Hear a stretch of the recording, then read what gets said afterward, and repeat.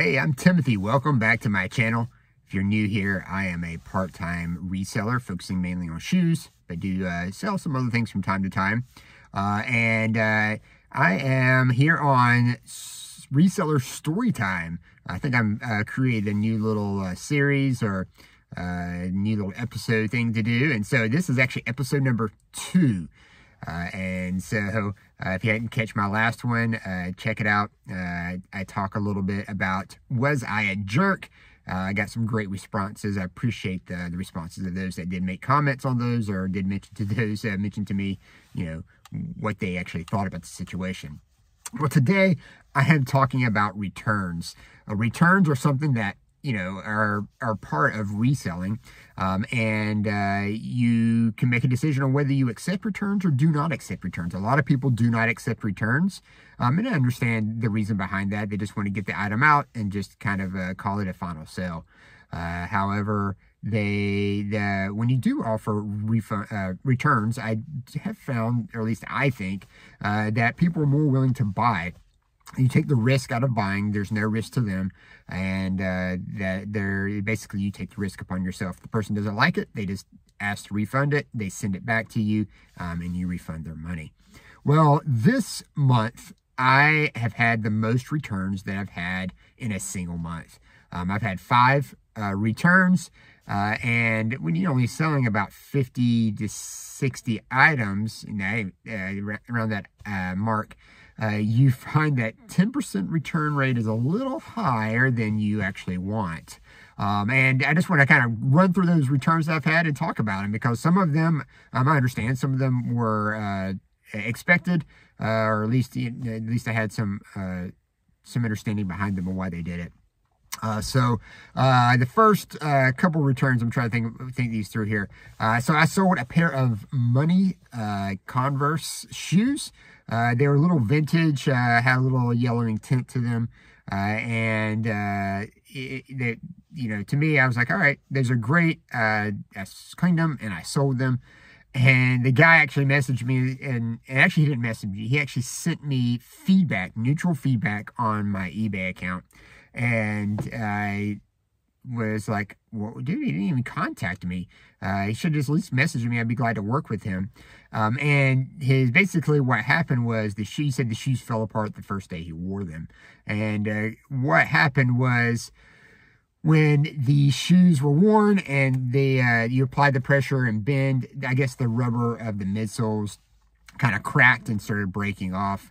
So I messaged him and said, hey, dude, I'm sorry about this. Sorry for the trouble you've caused. Sent him a complete refund, said keep the shoes, no problem. He's like, oh, I can just glue them back. It's no big deal.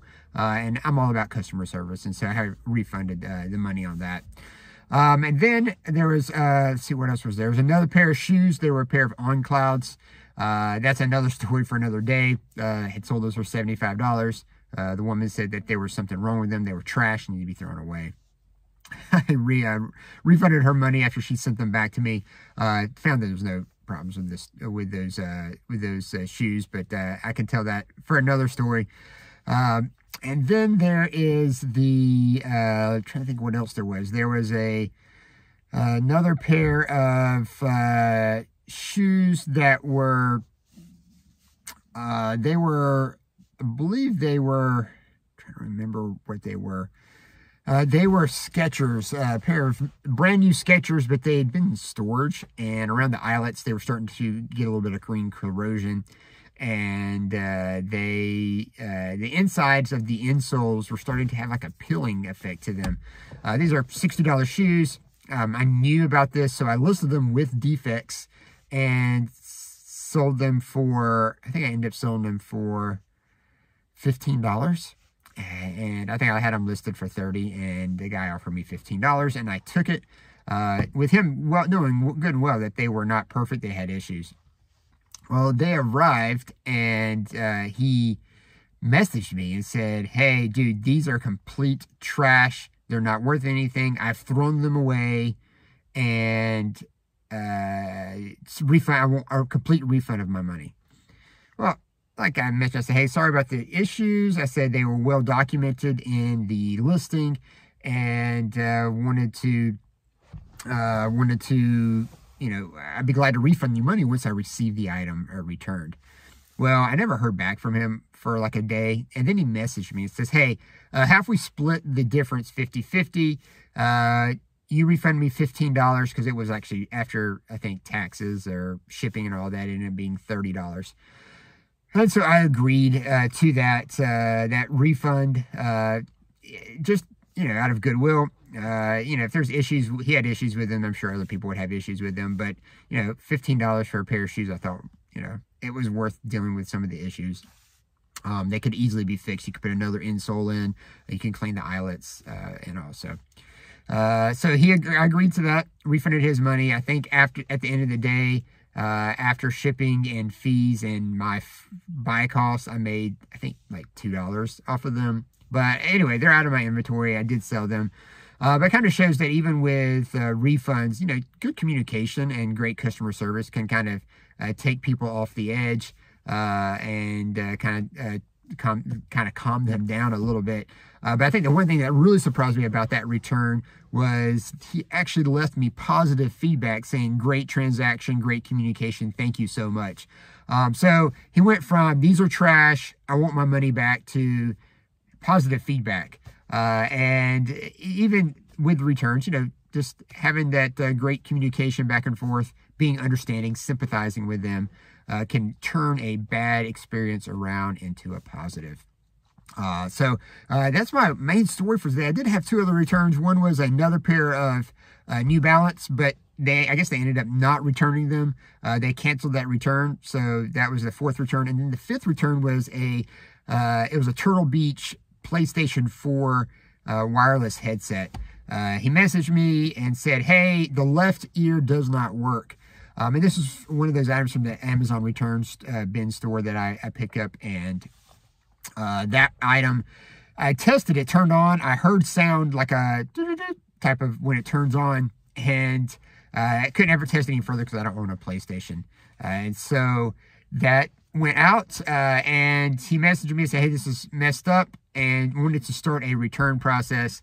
I said, just keep the item, and I refunded the money. I think I sold them for $35. So after shipping and everything, I think it was like a $40-something refund, or $48 like refund.